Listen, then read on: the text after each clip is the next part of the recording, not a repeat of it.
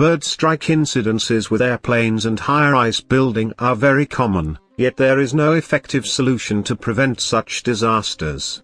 The sol-gel-derived Nano TiO2 coating, which can reflect the UV radiation by 27.8%, as reported in this new study, will be able to solve this long-standing problem. This is a low-cost easy solution, which has not been implemented before. College of Engineering at Swansea University scientist Dr Tania Dey researched that a nanocrystalline TiO2 glass coating was developed by sintering sol-gel-derived thin film at 450 degrees Celsius. FTIR spectroscopy confirmed the absence of hydroxide gel and unreacted precursor as well as the presence of TiO2. The crystalline phase was predominantly anatase as identified from the XRD measurement, and the crystallite size obtained from Scherrer's equation was 166 nanometer.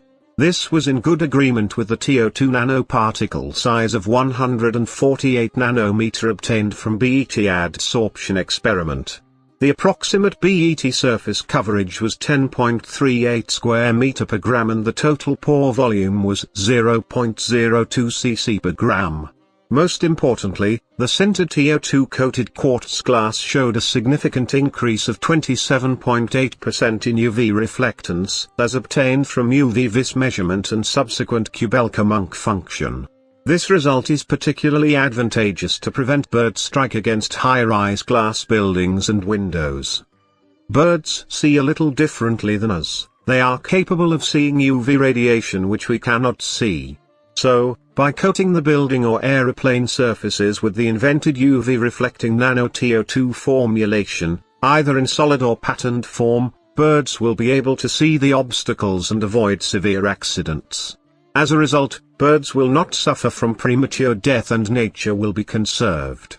The aviation and construction industries will get immense benefit as this will prevent damage to public properties and reduce catastrophic accidents, while also resulting in economic savings.